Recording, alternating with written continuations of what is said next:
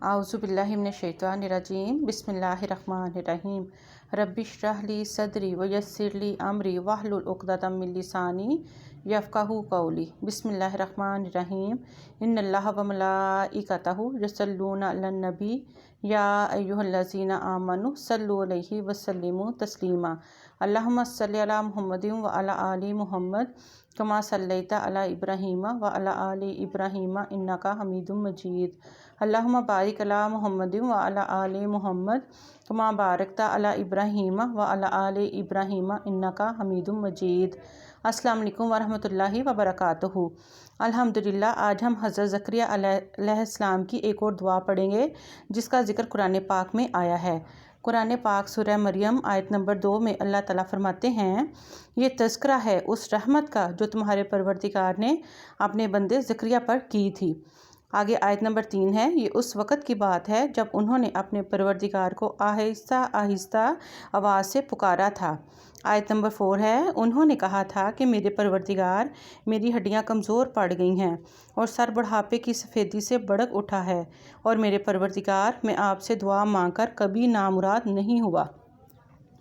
आगे आयत नंबर 5 में अल्लाह ताला फरमाते हैं, और मुझे अपने बाद अपने चचाजाद भाइयों का अंदेशा लगा हुआ है और मेरी बीवी बांझ है, लिहाजा आप ख़ास अपने पास से मुझे एक ऐसा वारिस अता कर दीजिए।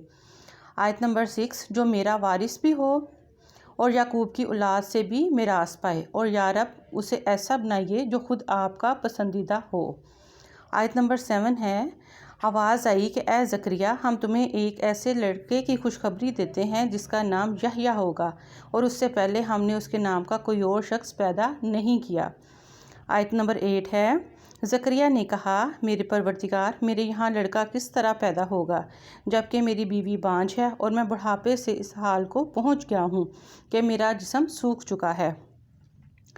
आयत नंबर 9 में अल्लाह ताला फरमाते हैं, कहा, हाँ ऐसा ही होगा, तुम्हारे रब ने फरमाया है कि ये तो मेरे लिए मामूली बात है, और इससे पहले मैंने तुम्हें पैदा किया था जब तुम कुछ भी नहीं थे। आयत नंबर 10 है, ज़करिया ने कहा, मेरे परवरदिगार, मेरे लिए कोई निशानी मुकर्रर फरमा दीजिए।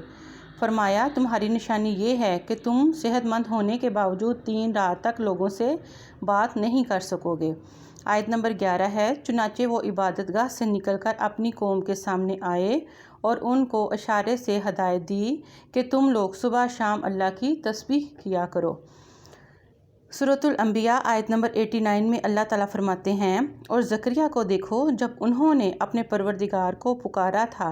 और आगे वो दुआ है, आइए दुआ पढ़ते हैं।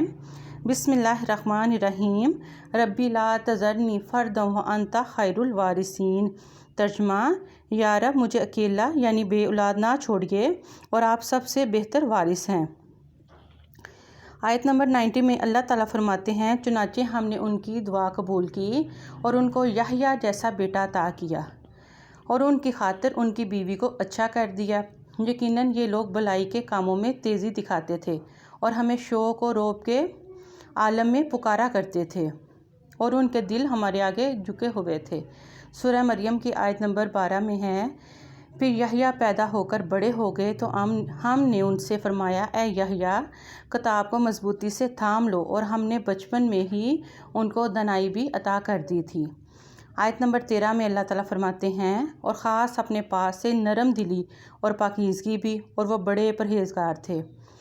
आयत नंबर 14 है, और अपने वालिदैन के खिदमत गुजार, ना वो सरकश थे ना फरमान।